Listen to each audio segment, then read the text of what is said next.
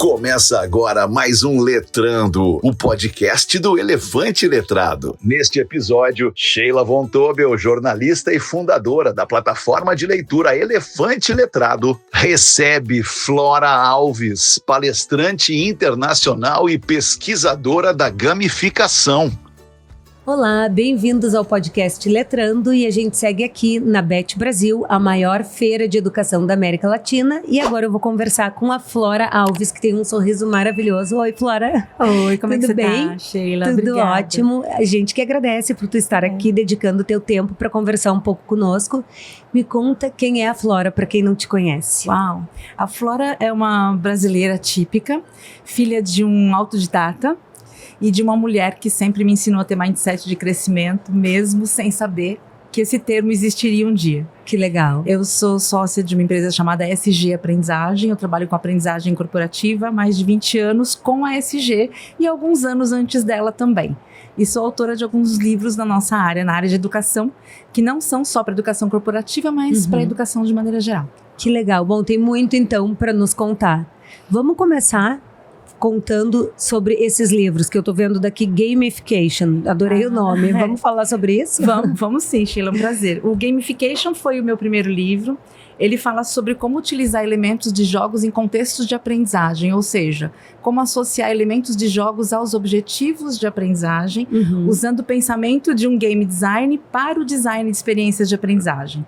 Então, mais do que adicionar somente diversão a uma experiência de aprendizagem, eu sempre vou trocar o nome aula por experiência de aprendizagem. Legal. Então, a ideia é fazer com que os elementos dos jogos nos ajudem a alcançar objetivos de aprendizagem de maneira mais divertida e engajadora. E super moderno, super de acordo com os alunos de hoje em dia, né? Vamos mostrar aqui um pouco do livro.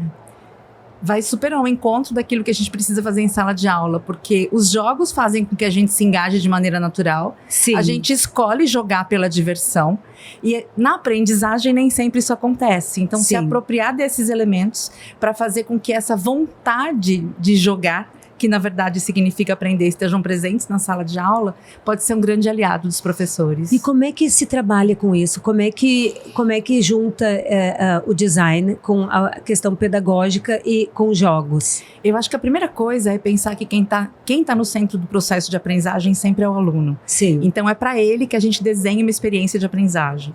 Então tudo começa pela geração da relevância daquilo que vai ser aprendido por parte do aluno. E isso de ponta a ponta, para todos os alunos. De ponta a ponta para todos os alunos. Respeitando, claro, a diversidade e a particularidade de cada um. Sim. Por isso que eu sempre digo que o design de experiências gamificadas precisa andar junto com o design de aprendizagem.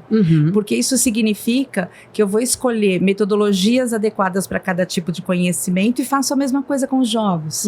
Eu vou usar elementos de jogos que me permitam alcançar aquilo que eu preciso em termos de aprendizagem. Então, muito mais do que simplesmente desenhar um jogo de aprendizagem, nós estamos combinando elementos de jogos como metodologias para alcance de objetivos específicos. Muito interessante. E isso serve para qualquer matéria. Serve para qualquer matéria, tanto que eu desenvolvo muitos jogos na educação corporativa. Sim. Então, o jogo, ele vai funcionar como um aliado para ajudar qualquer uma das matérias na construção de um projeto que permita, então, que os alunos se engajem por meio do jogo ou dos elementos de jogos. E como é que funciona se uma empresa quiser te contratar? Vamos pegar o caso do Elefante Letrado. Se o Elefante Letrado quiser contratar a SG, se a gente quiser contratar a SG Aprendizagem para nos ajudar a fazer jogos para formação de professores, por exemplo. Adorei essa ideia. A primeira coisa que a gente vai entender é o que é que você pretende com a formação desses professores. O que é que a gente precisa melhorar de habilidades e competências nos professores.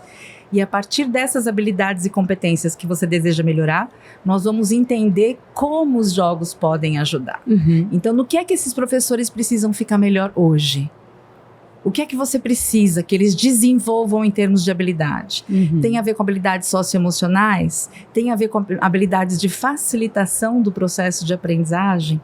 Tem a ver com habilidades para lidar com o aluno em sala de aula?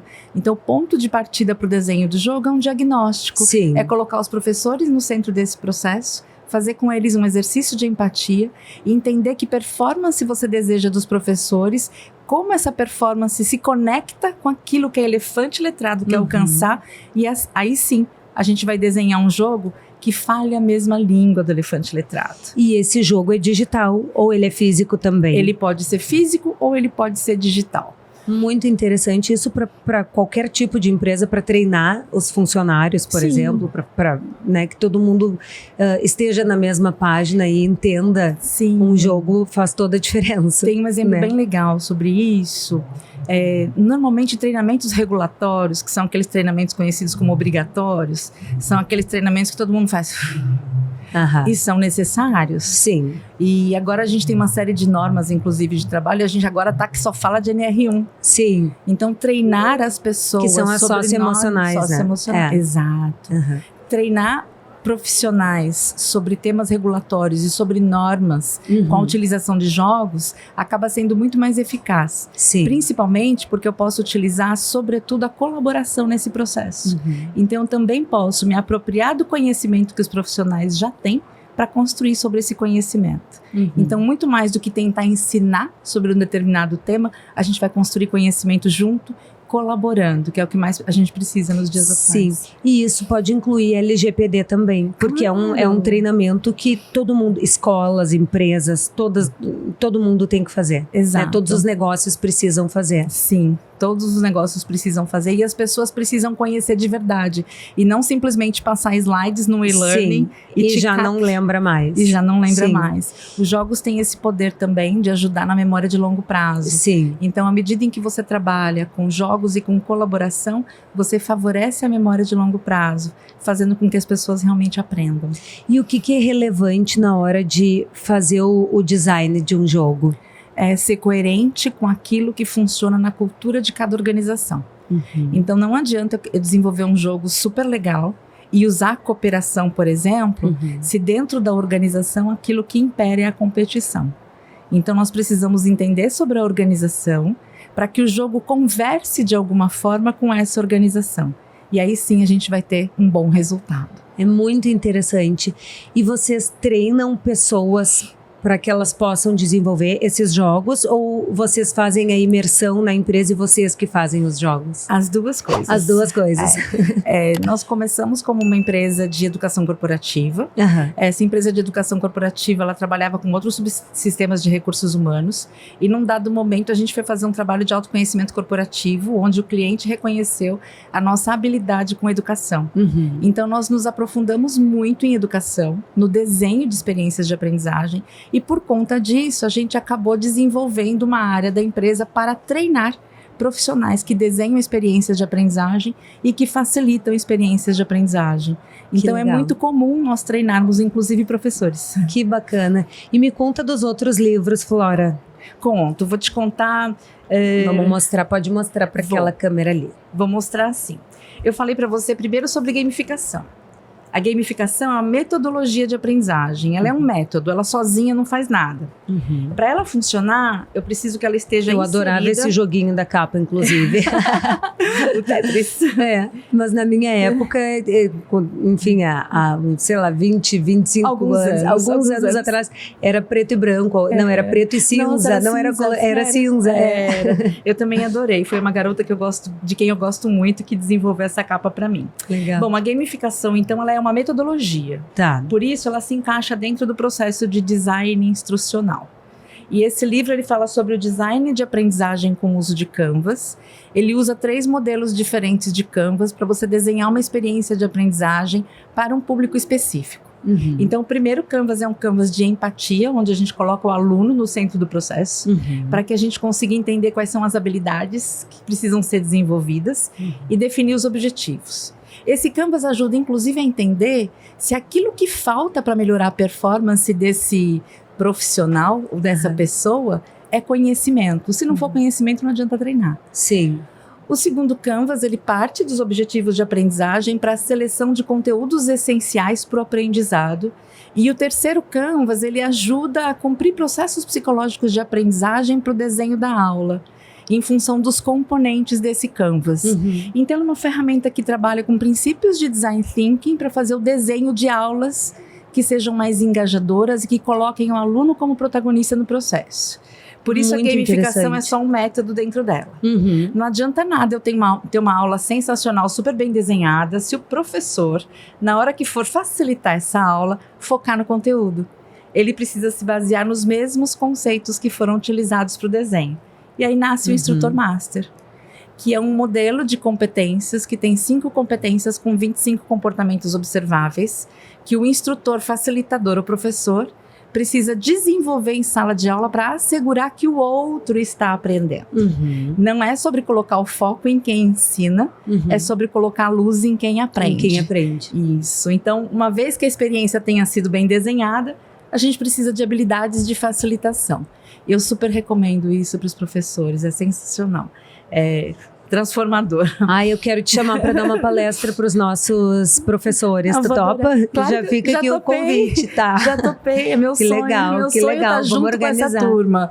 Eu acho Nós que temos muitos, milhares de professores. E sabe uma coisa? Amanhã eu vou estar junto com a Leila no painel falando sobre coisas que recursos humanos e aprendizagem corporativa podem ensinar para a escola. Uhum. Então, acho que a gente tem uma mania, né, de colocar a escola num lugar e a empresa no outro. E o ser humaninho está aqui no meio, né, caminhando de um lugar para o outro. Né? Então, como é que a gente faz para a gente entender de uma vez por todas que é uma continuidade? Esse desenvolvimento é contínuo, ele não acaba nunca. Sim. Então, a gente precisa trabalhar com o mesmo foco. Ou seja, colocar o foco em quem precisa desenvolver habilidade para a gente contribuir de verdade. Uhum. Por isso que nasceu o 4º e último livro, que está sendo publicado agora em setembro nos Estados Unidos. Estou super feliz. Ai, que legal. O Revolução da Aprendizagem, ele fala sobre transformar métodos convencionais de educação corporativa, e a escola é uma corporação. Uhum. Então, como é que a gente faz para mudar a forma como a gente ensina os profissionais que atuam na escola? Fazendo com que nós tenhamos uma cultura de aprendizagem que eu chamo de florescente. E aí tem uma razão, né?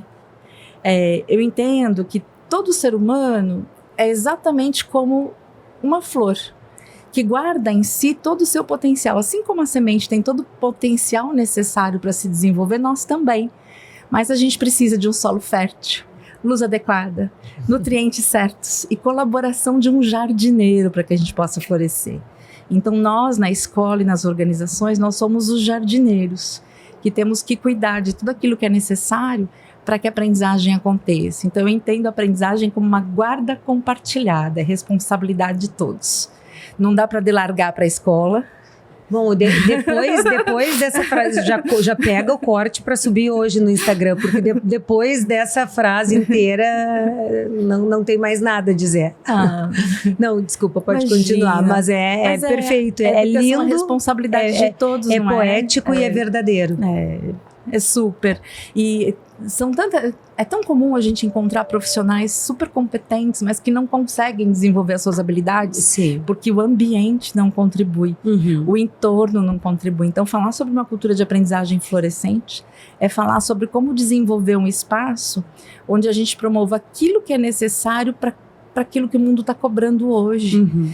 E o livro traz dicas de como fazer isso? Traz um modelo de mapeamento de nível de maturidade de cultura de aprendizagem. Traz muito mais do que dicas, então. Traz. Para que a gente consiga movimentar um modelo atual e convencional de educação para uma cultura de aprendizagem florescente. Onde as pessoas têm um comportamento que passa a ser um comportamento de experimentação, de curiosidade. Onde a gente tem a segurança psicológica para errar e aprender, porque isso é super importante, a gente sabe disso, né? Principalmente com tecnologias, com o mundo avançando tão rápido, o medo se torna forte em alguns profissionais, né? E junto com ele tem muito de questões políticas também, né? Porque eu tenho receio de me expor, porque eu preciso ser relevante, eu preciso me manter relevante nesse mercado. Sim. Então, muitas vezes, eu deixo de experimentar por receio de algum tipo de represália. E como é que tu enxerga a inteligência artificial no teu mercado? Interessante você fazer essa pergunta, muito boa, porque inteligência artificial é uma ferramenta que vai nos ajudar a agilizar e automatizar tudo aquilo que pode ser automatizado. E cada vez mais nós somos demandados para o pensamento crítico e analítico. Então, cada vez mais eu preciso desenvolver profissionais que tenham conhecimento para avaliar aquilo que a inteligência artificial está fazendo pela gente. Sim. Porque ainda alucina muito. Alucina muito. Ainda a gente sabe bem. Então, a gente precisa, claro, a gente tem muita coisa de design instrucional que a gente faz com o uso de inteligência artificial. Uhum. Tem muito do processo diagnóstico, de compilações que a gente faz com o uso de inteligência artificial. A gente fez um diagnóstico no ano passado, no retrasado, com cerca de 2.000 veterinários do Sistema Veterinário Oficial para desenvolver um programa de capacitação para eles, com escuta ativa. Uhum. Então, a gente ouviu essas pessoas. E para compilar tudo isso na mão? Sim, uma IA Então, ajuda muito. Então, a gente usou muito de inteligência artificial para isso, Sim. mas sempre com pensamento um olhar crítico, e olhar humano também. Sim, que é a coisa da empatia, né? Sim. Como é que dá para desenhar uma experiência de aprendizagem para melhorar a forma como alguém performa sem conhecer a realidade dela, sem calçar os sapatos dela e saber o que ela enfrenta no dia a dia. Sim. Então, muitas vezes, nem é falta de conhecimento, um gap qualquer de performance, mas tem alguma outra coisa influenciando a performance que precisa ser cuidada por outro caminho. Sim. Ai, muito incrível. Adorei te conhecer. Também adorei te conhecer. Acho que a gente já tá no nosso tempo, né? Quem quiser comprar os teus livros, onde tem?